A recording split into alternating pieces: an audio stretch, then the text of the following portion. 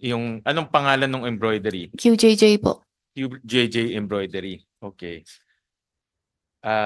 Aside from QJJ Embroidery, meron ka pang ibang trabaho o ibang responsibility sa Wala po. wala na? Kasi nakita namin sa mga records, meron ba tayo nitong slide? Itong table 1. Okay. Kasi nakita namin sa records na marami kang involvement sa Guo family businesses, no? Meron yung QJJ Group of Companies, QJJ Slaughterhouse, i-flash namin QC Genetics, QJJ Farm, QJJ Embroidery. Lahat ito ay ikaw ay corporate secretary, no?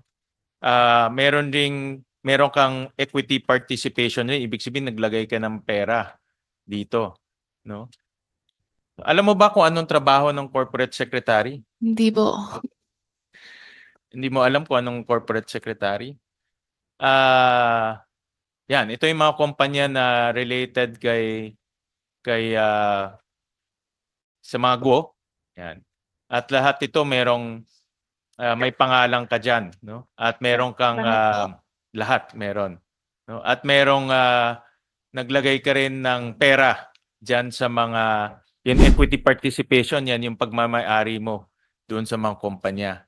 At meron din kaming dokumento na nagpapatunay na ikaw rin yung pumirma dito sa mga dokumentong to. So may signature ka dito sa mga companies na ito.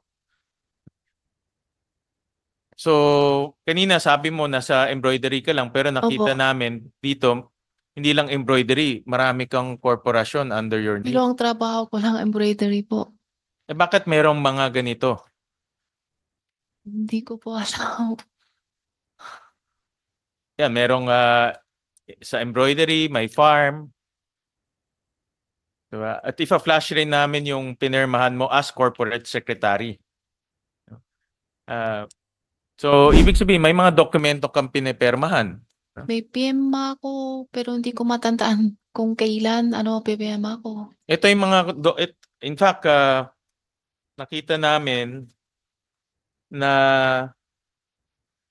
sa mga dokumento, nag-sign ka, pumirma ka na 96 times, 66 times sa General Information Sheet as Corporate Secretary, 10 times sa Articles of Incorporation as Incorporator, at 20 times sa Audited Financial Statement as Treasurer and CFO. So, ibig sabihin, pumirma ka ng mga dokumento 96 times sa mga Go-related family. Hindi ko alam kung may ganyan kalami PMA ako. Pero may pinipirmahan ka. May PMA ako, pero hindi ko alam kung may ganyan kalami. Alam mo ba kung anong trabaho ng corporate secretary? Hindi po. Alam mo kung anong trabaho ng treasurer? Hindi po.